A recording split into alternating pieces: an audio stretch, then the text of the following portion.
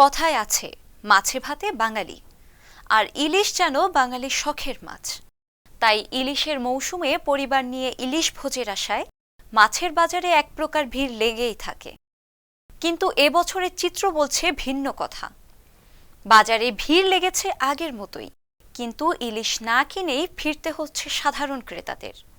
হাতের নাগালে আর মিলছে না পছন্দের এই মাছ।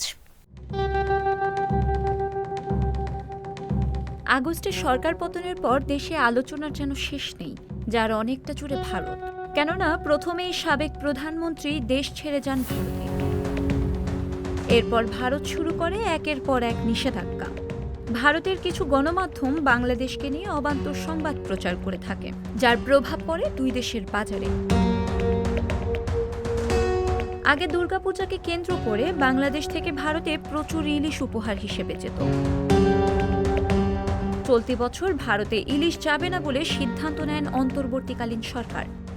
ইলিশ রপ্তানি বা পাচার রোধে শক্ত অবস্থানে ছিল বাংলাদেশ। যদিও প্রায় প্রতিদিনই শত শত কেজি ইলিশের চালান ধরা পড়েছে বিভিন্ন বর্ডারে। ভারতে ইলিশ রপ্তানি বন্ধ থাকলেও দেশের বাজারে ইলিশের দাম ছিল হাতের নাগালের বাইরে। এরই মাঝে খবর আসে দুর্গাপূজা উপলক্ষে বাংলাদেশ থেকে ৩,০০০ টন ইলিশ আমদানি করবে ভারত। এমন সংবাদের পর দেশের বাজারে ইলিশের দাম এক ধাপ বাড়িয়ে দিয়েছে অসাধু ব্যবসায়ীরা। নতুন করে দাম বাড়ায় মধ্য ও নিম্নবিত্তের নাগালের বাইরে চলে গেছে জাতীয় এই মাছ। দুর্গাপূজা উপলক্ষে ভারতে ইলিশ রপ্তানির সিদ্ধান্তের কথা ২১ সেপ্টেম্বর শনিবার জানায় বাণিজ্য মন্ত্রণালয়। মন্ত্রণালয়ের উপসচিব সুলতানা আক্তারের স্বাক্ষর করা এই চিঠিতে বলা হয়, বাংলাদেশ থেকে ৩,০০০ টন ইলিশ রপ্তানির আদেশ দেওয়া হয়েছে। শুরুতে সরকার দেশের অভ্যন্তরীণ চাহিদা পূরণের জন্য ইলিশ রপ্তানি না করার সিদ্ধান্ত নিল। পরে এই সিদ্ধান্ত বদলায়। সিদ্ধান্ত বদলে রপ্তানির খবরে আকার ভেদে মণ প্রতি ৮ থেকে ১৬,০০০ টাকা পর্যন্ত দাম বেড়ে গেছে। প্রজনন মৌসুম সামনে রেখে ১৩ অক্টোবর থেকে ইলিশ ধরার উপর ২২ দিনের নিষেধাজ্ঞা শুরু হবে।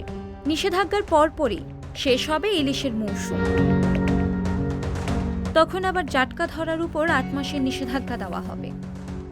ইলিশের দাম নিয়ে বরগুনার পাথরঘাটা ও পটুয়াখালীর বড় ইলিশ মোকামের ব্যবসায়ীরা বলছেন, ইলিশের চড়া মূল্যের মধ্যে ভারতে রপ্তানির খবরে পাইকারি বাজারেই কেজিতে ২০০ থেকে ৪০০ টাকা পর্যন্ত দাম বেড়েছে।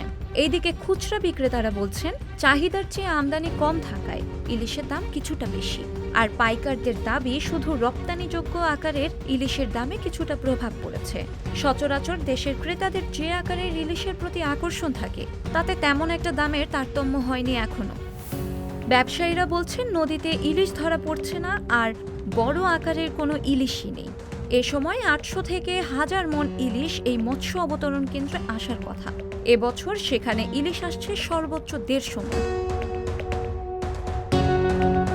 একজন আড়তদার বলেন, এমনিতেই বাজারে ইলিশের আমদানি নেই তেমন। তার মধ্যে রপ্তানির খবরে সব জায়গায় সিন্ডিকেট শুরু হয়ে গেছে, আর সে কারণে ইলিশের দাম বেড়েছে। অন্যদিকে একজন ক্রেতার সাথে কথা বলে জানা যায়, ইলিশের বদলে অন্য মাছ কিনেছেন।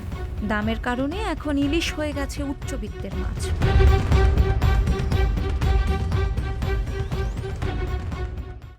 সংবাদ, ফিচার ও অনুষ্ঠানের জন্য ভিজিট করুন সংবাদ প্রকাশের ওয়েবসাইট এবং যুক্ত থাকুন ফেসবুক পেজ ও ইউটিউব চ্যানেলের সঙ্গে।